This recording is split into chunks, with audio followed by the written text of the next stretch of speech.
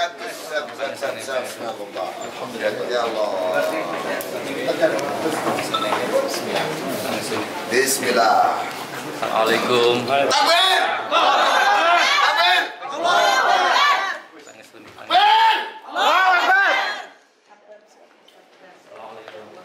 Bismillahirrahmanirrahim. Assalamualaikum warahmatullahi wabarakatuh. Waalaikumsalam warahmatullahi wabarakatuh. Takbir. Allahu Akbar. Takbir. Allahu Akbar. Takbir. Allahu Akbar. Saya ingin menegaskan sekali lagi, menghimbau kepada Saudara Joko Widodo selaku Presiden sekaligus Kepala Pemerintahan Republik Indonesia agar berkenan untuk bisa hadir atau setidak-tidaknya menghadirkan ijazah asli, yang mana persoalan itulah yang saat ini menjadi polemik dalam kasus dugaan tidak pidana mengedarkan kabar bohong yang menerbitkan keonaran, juga dugaan tidak pidana menyebarkan kebencian dan atau permusuhan kepada individu atau kelompok masyarakat berdasarkan sara, dan juga dugaan tindak pidana penodaan agama. Kenapa demikian? Karena hari ini agendanya adalah mendengar keterangan ahli. Sebagus apapun keterangan ahli, tetap saja ahli tidak dapat menerangkan apakah ijazah palsu itu kabar bohong atau kabar benar. Apakah ijazah Saudara Joko Widodo itu asli atau palsu? Apakah Saudara Gus Dur dan juga Bambang Trimulyono telah melakukan tidak pidana mengedarkan kabar bohong dan menerbitkan keonaran? Karena asas yang menjadi tuduhan terhadap kasus ini adalah masalah ijazah. Jadi sekali lagi persoalan ini berpulang kepada ijazah. Jadi apakah ijazah Saudara Presiden asli atau palsu? Bagaimana mungkin kita akan ridho seorang presiden memiliki ijazah palsu, sedangkan bapak-bapak polisi saja mau mendaftar menjadi polisi ijazahnya harus asli begitu. Apalagi kami lawyer juga harus asli. Bapak-bapak dulu kalau mau nikah pakai identitas asli atau palsu? Asli. Istrinya asli atau palsu? Asli. Anaknya asli atau palsu? Nah, punya negara asli atau palsu? Asli. Karena itu kita butuh kepastian. Karena begini, dalam proses persidangan, terlepas ini sudah masuk dalam keterangan ahli, namun Saudara Jaksa Penuntut Umum tetap diberikan waktu kapanpun sebelum terjadi putusan untuk memberikan tambahan bukti. Dan sebenarnya persoalan ijazah asli ini bukanlah tambahan bukti, tetapi merupakan bukti yang paling asasi, paling utama. Yang kedua, saya tidak tahu nanti apakah akan diperiksa seluruh ahli yang ada dalam berita acara pemeriksaan perkara. Tapi informasi yang kami terima hari ini memeriksa ahli, yakni ahli bahasa dan juga ahli agama. Dalam kasus ini tentu saja tidak cukup dengan ahli bahasa dan ahli agama, juga ada ahli ITE dan juga nantinya ada ahli pidana. Dalam keterangan dari ahli inilah kami nanti akan menggali, mendalami, dan ingin tahu lebih lanjut apakah ahli punya kompetensi, punya kualifikasi untuk menjelaskan apakah unsur-unsur dalam satu tindak pidana itu terpenuhi atau tidak secara teoritis. Tapi sekali lagi kami tegaskan, terlepas ahli nanti telah memberikan keterangan yang pada pokoknya menjelaskan unsur-unsur pidana itu sudah dipenuhi berdasarkan kapasitas dan kemampuan mereka, tapi tetap saja ini akan berpulang disandarkan kepada kondisi faktual perkara, yakni apakah ijazah itu ada asli atau tidak. Makanya kemarin Bang Egy Sujana juga menyampaikan pandangan semestinya kasus ini tetap tidak relevan untuk dilanjutkan pada mengambil keterangan ahli, karena saksi faktanya sampai hari ini tidak ada satupun yang melihat ijazah asli, tidak ada satupun bukti dari Saudara Jaksa Penuntut Umum yang dapat memastikan, ingat sekali lagi, yang dapat memastikan ijazah presiden asli. Saksi-saksi hanya meyakini. Beda ya, tafsir memastikan dengan meyakini begitu. Yang ketiga, sekali lagi ini proses persidangan pidana. Dalam konteks persidangan pidana berbeda dengan perdata, di mana beban pembuktian ada pada Saudara Jaksa Penuntut Umum. Kalau dulu Bambang Trimulyono menggugat secara perdata di Pengadilan Negeri Jakarta Pusat, beban pembuktian perdata itu ada pada penggugat, dalam hal ini Bambang Trimulyono. Namun hari ini kasusnya telah berubah, menjadi kasus pidana. Saya ingin tegaskan kepada siapapun yang tetap mempersoalkan bahwa ijazah palsu itu harus dibuktikan oleh terdakwa, salah, keliru. Karena kasus ini adalah kasus pidana yang mendakwa kabar bohong itu adalah jaksa, maka jaksa harus membuktikan kabar itu benar-benar bohong dengan cara menghadirkan kabar benarnya. Kalau katakanlah ini ya ijazah palsu dianggap kabar bohong, maka jaksa harus memastikan ada kabar benarnya, yakni ada ijazah aslinya, sehingga pembuktian terhadap keasilan ijazah Saudara Joko Widodo itu ada pada jaksa penuntut umum. Dan yang selanjutnya, kami juga nanti akan menanyakan, ini kami juga tidak mau dipermainkan oleh majelis hakim. Kami berulang kali menanyakan tentang status permohonan penangguhan dari saudara Gus Nur. Bukan Bambang Trikita hanya minta Gus Nur saja, dan itu merupakan hak dari terdakwa yang diatur oleh KUHP. Sampai hari ini juga tidak ada kejelasan tentang penangguhan. Kalau mau tolak, tolak saja, nggak ada masalah. Biar kami kabarkan kepada masyarakat bahwa ini ada pengadilan yang zolim, ada hakim yang zolim, sudah lama tidak direspon, tahu-tahu ditolak begitu. Kalau mau tolak sejak awal saja, jangan di PHP ini kami ini. Capek kami ini di PHP begitu. Tapi kalau mau dikabulkan, segera kabulkan. Karena Gus Nur ini sama istrinya perlu ya naungan nafkah lahir dan batin, juga sedang sakit dirawat, dan ini perlu untuk didampingi oleh suaminya. Nanti juga kami akan tanyakan itu. Dan selanjutnya, saya juga kemarin sudah mengkomplain. Alhamdulillah hari ini komplain saya ditindaklanjuti. Di dalam proses penegakan hukum ini isunya adalah penegakan hukum, bukan gangguan pertahanan. Sehingga entitas yang berwenang adalah kepolisian. Dan hari ini bapak-bapak polisi sudah hadir, terima kasih, mengamankan persidangan ini. Jadi tidak boleh lagi ada tentara. Maka pada kasus yang lalu itu sudah ada tentara, kami komplain. Alhamdulillah ini didengar. Sehingga proses-proses penegakan hukum ini benar-benar mengikuti asas due process of law.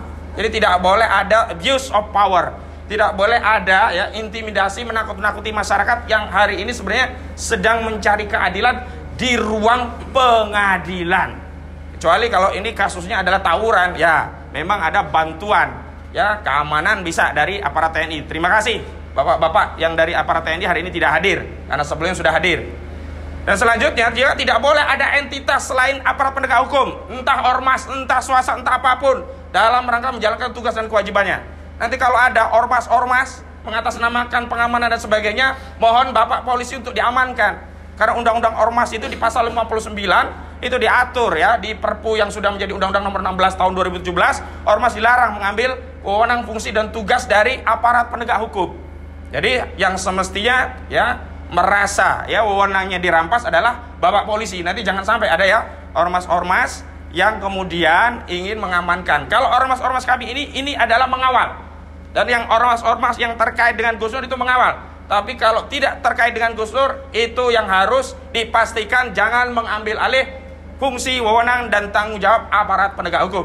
Dan terakhir, mohon doa dan dukungannya bagi segenap umat Islam, seluruh rakyat Indonesia yang punya kepentingan terhadap kepastian ijazah Presiden sekaligus Kepala Negara, Kepala Pemerintahan kita. Karena sekali lagi saya tegaskan, kasus ini bukanlah kasus hanya yang berkepentingan Bambang Trimulyono dan Gus Nur, tapi ini kasus yang berkepentingan adalah segenap rakyat Indonesia, seluruh bangsa Indonesia. Itu saja yang bisa saya sampaikan. Billahi fisabil haq fastabiqul khairat, wallahu muwaffiq ila aqwamit thoriq. Assalamualaikum warahmatullahi wabarakatuh. Takbir! Allahu Akbar! Takbir! Allahu Akbar! Takbir! Allahu Akbar! Saudara-saudara, dalam sudut pandang yang lain, bahwa saksi fakta sudah 16 orang diperiksa. Seluruhnya 16 orang itu tidak pernah melihat ijazah aslinya Jokowi. Sampai juga kepala sekolah SD, SMP, SMA tidak pernah melihat ijazah aslinya, walaupun pernah dilegalisir. Oleh karena itu, fakta membuktikan gitu, ijazah Jokowi asli tidak ada. Alangkah anehnya sekarang mau pemeriksaan saksi ahli atau keterangan ahli, dia mau berpendapat apa gitu. keterangan ahli itu yang dilihat, yang didengar adalah pendapatnya, argumentasinya. Nah, argumentasi dalam ilmu hukum itu dilihat dari faktanya. Nah, kalau faktanya nggak ada, kemudian si saksi ahli atau keterangan ahli menyatakan ada ijazah asli, itu blow on apa tidak? Blow on apa tidak? Nah, kalau begitu saksi apaan itu? Walaupun dia punya gelar profesor doktor mungkin atau apalah, itu menafikan fakta namanya. Fakta menyatakan tidak ada, tidak pernah lihat, kok dia ahli bilang ada nanti. Yang kedua kaitan dengan penistaan agama. Karena Gus Nur dituduh dengan pasal 156A dari KUHP yang sanksinya 5 tahun karena dianggap menghina atau menghujat atau membuat penistaan terhadap agama. Pertanyaan seriusnya, apakah Gus Nur dan Bambang Tri yang sedang pada waktu itu menjalankan mubahalah? Mubahalah itu satu sumpah atas nama Allah, siapa yang benar siapa yang salah, maka yang benar diselamatkan oleh Allah, yang tidak benar dilaknat. Dasarnya Ali Imran ayat 61. Surat Ali Imran ayat 61 itu tentang mubahalah. Maka pertanyaan seriusnya, apakah menjalankan perintah surat Ali Imran 61 itu penistaan agama? Di mana penistaan agamanya? Itu juga perlu semua hadirin tahu, sehingga nanti tidak ada alasan bagi hakim apa yang dia mau putuskan jika kaitannya dengan fakta aslinya tidak ada, kemudian penistaan agamanya juga tidak ada, kebohongannya juga tidak ada. Karena untuk bicara yang bohong perlu ada yang benar. Nah, yang benarnya sampai hari ini tidak ada. Nah, saya sudah ingatkan berkali-kali. Pada waktu 2 minggu lalu, saksi yang masih saksi fakta 3 orang, saya kritik kepada hakim, ini saksi tidak berkualitas karena pasti nggak pernah lihat. Hakim nggak percaya, saya ceritakan, dia tersinggung, katanya saya ceramah. Padahal kan lawyer itu harus menjelaskan. Menjelaskan dalam tadi sudah disebut antara meyakini dan memastikan. Semua saksi meyakini, tapi tidak bisa memastikan karena nggak pernah lihat. Nah, Bambang Tri memastikan lewat apa? Penelitian. Sekali lagi penelitian, kurang lebih 3 tahun melakukan penelitian terhadap ijazahnya itu yang Jokowi SD, SMP, SMA. Ternyata Bambang Tri berani memastikan bahwa tidak ada Jokowi ijazah aslinya, sehingga Bambang Tri berani ditembak kepalanya. Itu kan artinya proses memastikan, bukan meyakini. Kalau meyakini itu sama dengan kita pendapat sendiri saja, keyakinan kita, seperti keimanan kita. Ada yang yakin dengan Islam, ada yang yakin dengan non-Islam. Kan gak bisa kita gugat, karena itu urusannya subjektif. Jadi bagaimana yang subjektif bisa mengalahkan yang objektif? Bambang Tri objektif lewat penelitian, lewat survei dan lain sebagainya. Nah, ini yang harus diingat oleh hakim. Nanti anehnya, kami ini pernah membela Gus Nur tahun lalu, ya, tahun 2001 malah, ya, 2 tahun lalu. Itu tetap dihukum walaupun kami bicara seperti ini benar adanya. Nah, saya duga, saya khawatir hakim akan memutuskan. Buktinya penangguhan penahanan tidak dikasih-kasih sama sekarang. Alasan lihat persidangan. Udah 16 orang persidangan, nggak ada yang bisa lihat. Artinya kan Gus Nur tidak punya kesalahan apapun. Bambang Tri juga gitu, kenapa ditahan gitu loh. Nah, itu logika hukum yang nggak benar, kezoliman dari hakim yang nyata gitu loh. Apalagi nanti ujungnya tetap dihukum gitu loh. Oleh karena itu, saudara-saudara, poin-poin penting tadi itu perhatian kita semua, terutama hakim. Saya berharap Anda takutlah kepada Allah. Nanti kata Rasulullah dari 3 hakim 2 masuk neraka. Tapi kalau putusannya tetap menghukum Gus Dur dan Bambang Tri, ya 3-3 aja masuk neraka gitu loh. Betul? Oleh karena itu semua yang mengawal di sini, kita kalau nanti takdirnya dikalahkan, kita tidak bisa berbuat banyak kecuali kita yang berani, yang mau, ya kita lakukan pengadilan rakyat. Semoga Allah ridho. Assalamualaikum warahmatullahi wabarakatuh. Assalamualaikum warahmatullahi wabarakatuh. Selanjutnya, monggo. Andika untuk Andika mana tadi? Dengan perwakilan. Perwakilan FPI ini. Assalamualaikum warahmatullahi wabarakatuh. Waalaikumsalam warahmatullahi wabarakatuh. Takbir! Takbir! Takbir! Ini dipegang.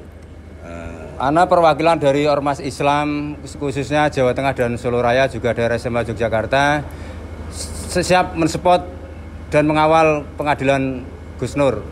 Semoga dilancarkan semuanya dan Gus Nur sama Bang Tri dibebaskan dan tidak ada tuntutan apapun. Sekian, terima kasih. Takbir! Ayo dipegang ngomong.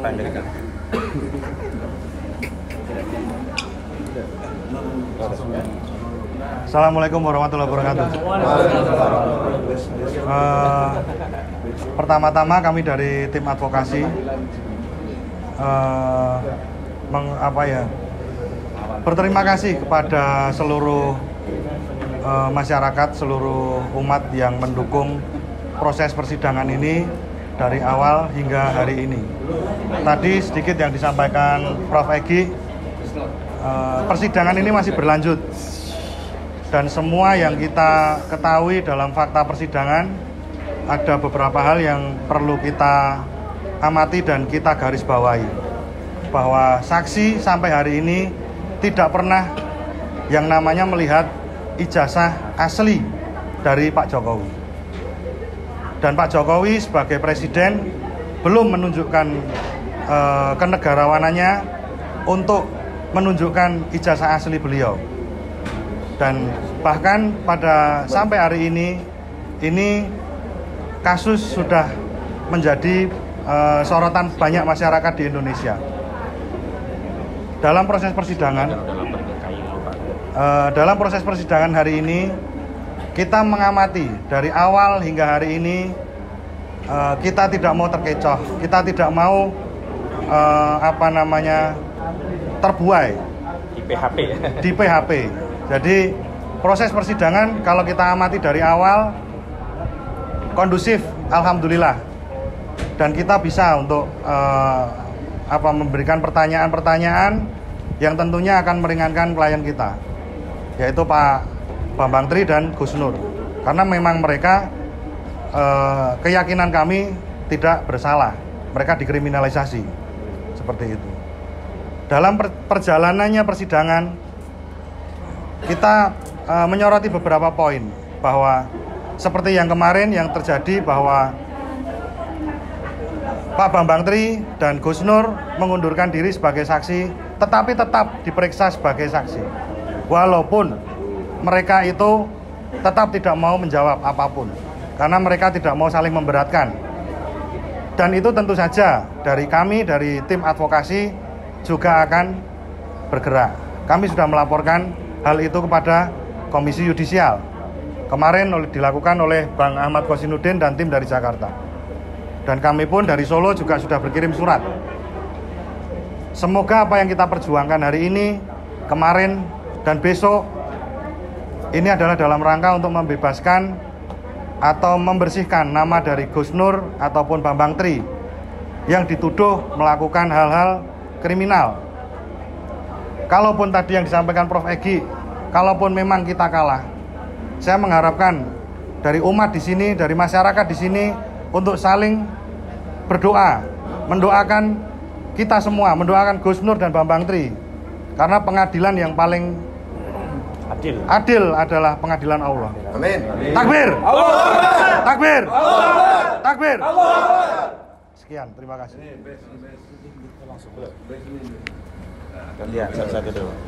Semua nggak apa-apa. Solo.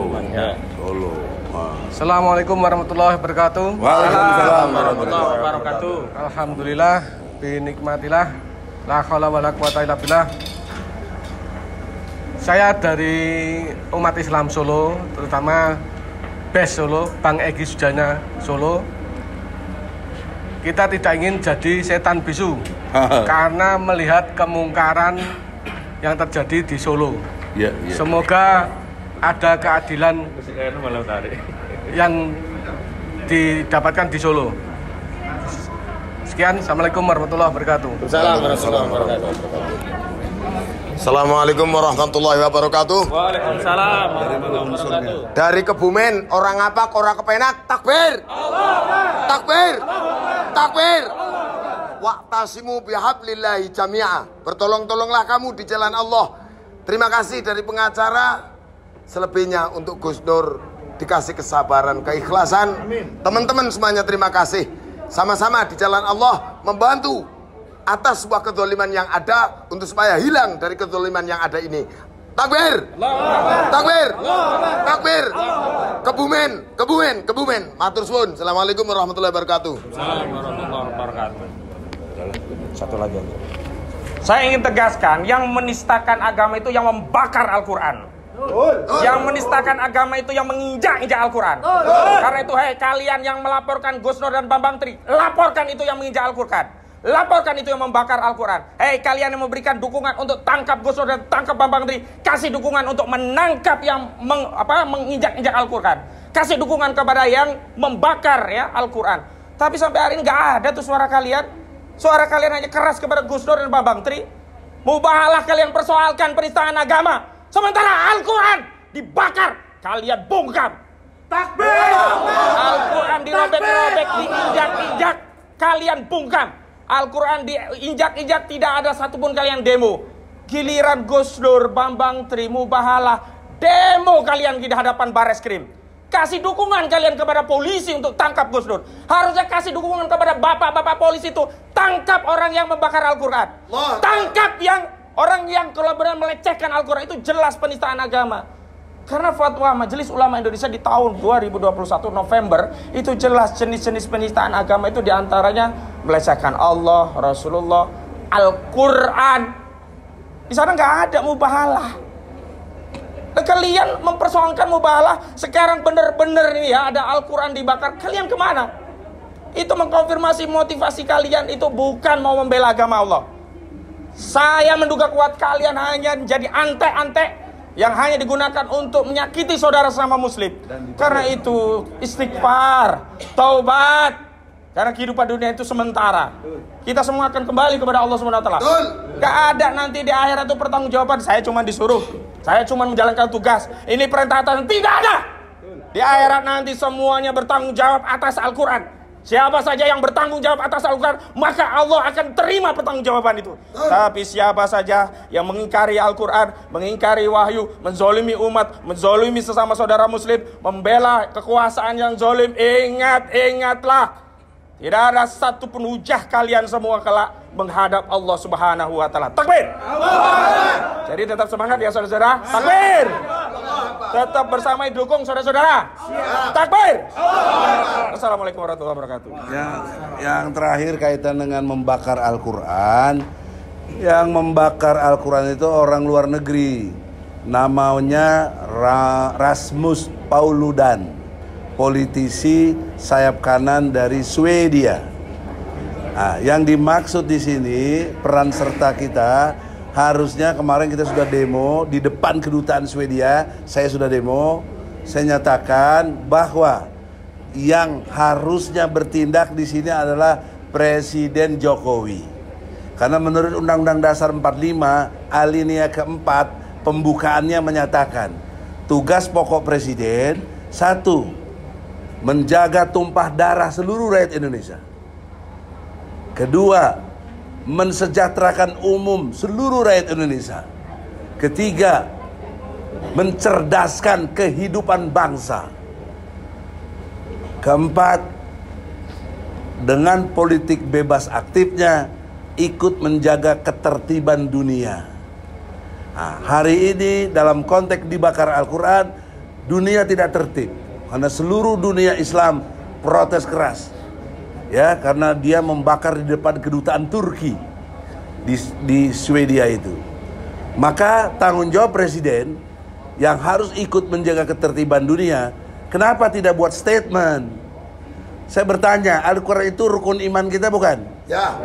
Kalau Al-Quran dibakar berarti membakar rukun iman kita juga toh? Betul. Betul. Nah, siapa yang beriman hatinya tidak terbakar melihat Al-Quran dibakar, dia sesungguhnya tidak beriman. Betul? Betul. Setuju? Setuju. Nah, sebelum itu kita hujat, dalam arti kita nyatakan seperti itu, saya berharap Presiden Jokowi dengan kewenangannya buatlah statement untuk kepada pemerintahan Swedia ya, untuk politisi si Paludan itu ditangkap, diproses. Jika Jokowi tidak lakukan ini, dipastikanlah dia tidak beriman kepada Allah. Betul. Karena dia mewakili masyarakat Indonesia yang mayoritas beragama Islam, lebih dari 200 juta orang beragama Islam di sini, tapi aspirasinya, rasa terbakar hatinya tidak diwakili oleh presiden. Tapi untuk yang lain-lain, seringkali kita lihat presiden sangat respon aktif ya. Untuk itulah saya berharap belum terlambat Bapak Jokowi yang kita hormati, sudi kiranya kewenangan Anda buatlah statement. Kalau mereka tidak menangkap juga, karena si Pauladan ini akan berjanji, dia berjanji tiap Jumat akan bakar Al-Quran. Ini kan nggak bisa didiamkan. Nah, kalau didiamkan terus memancing amarah umat Islam. Polisi juga mestinya marah kalau kalian beriman kepada Allah. Kenapa Al-Quran dibakar? Ya.